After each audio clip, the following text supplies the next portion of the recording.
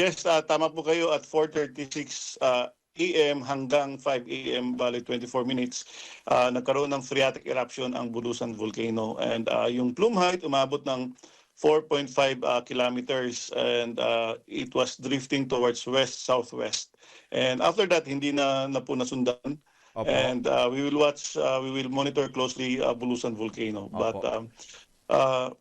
yes, yun po. Noong April 21, nagpalabas po tayo ng advisory saying na dumadami yung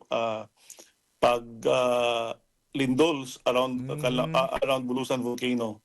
And we reminded yung mga LGU at yung PDRMO, yung mga disaster officers to be vigilant.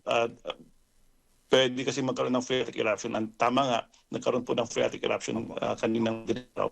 Right now, nasa alert level 0 but we will issue a bulletin in a short while. We will raise it to alert level 1. Ibig sabihin ng alert level 1, it would be there's a low level of unrest. And kahit naman alert level 0, yung mga tao nakatira around Bulusan Volcano, they should always be on vigilant, lalo na yung and wag sila pumasok inside the 4-kilometer permanent danger zone. No. Maintain pa rin po natin at alert level 1, we still maintain the 4-kilometer permanent danger zone. Yung plume kasi it's made up of, again, volcanic ash, volcanic gases, pirapirasong bato at saka minerals. So kapag nalangha po ito, maaari po itong magdulot ng iritasyon sa mata, ilong at lalamunan. And yung may mga respiratory problem, lalo na may mga hika, maaari itong magpalala ng sintomas. So ang advice po natin sa ating mga kababayan na kapag may ashfall, mahalaga pong magsuot sila ng face mask tulad ng N95. So kung wala namang N95, surgical mask will do. Kung wala din, yung bimpo, di kayo yung tela, basain lamang nila. Then ito yung panggamit nila sa kanilang bibig and ilong. Actually, pareho lang po yan. Basta may binuga yung vulkan, kahit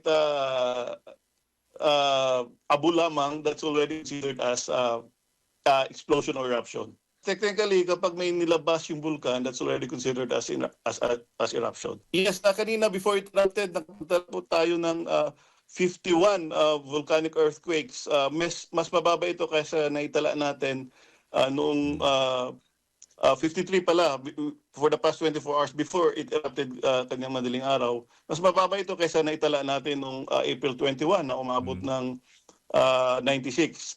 But then again, this is still beyond the background level kasi at alert level 0, Bulusan Volcano usually hindi lalagpas ng 5 volcanic earthquakes yan. Explosion or eruption, pwedeng magkaroon ng lava flow yan.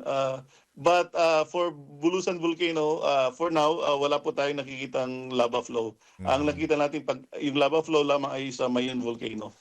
Medyo malaki-laki din yung crater ng Bulusan Volcano. But kanina, cloud-covered kasi yung Bulusan, kaya hindi natin masyadong ninag yung mula nung pagputok niya.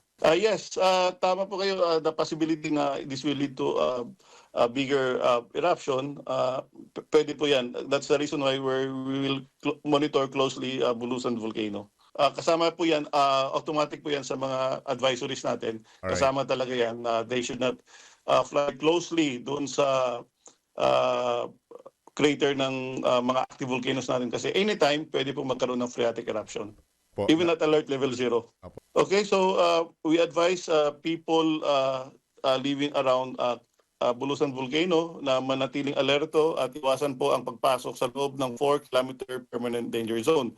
And they have to listen sa mga advisories ng kanilang LGUs at pati na rin sa ating tanggapan. Huwag po nating baluwalain ang panganib ng posibleng pagputok ng Bulusan Volcano.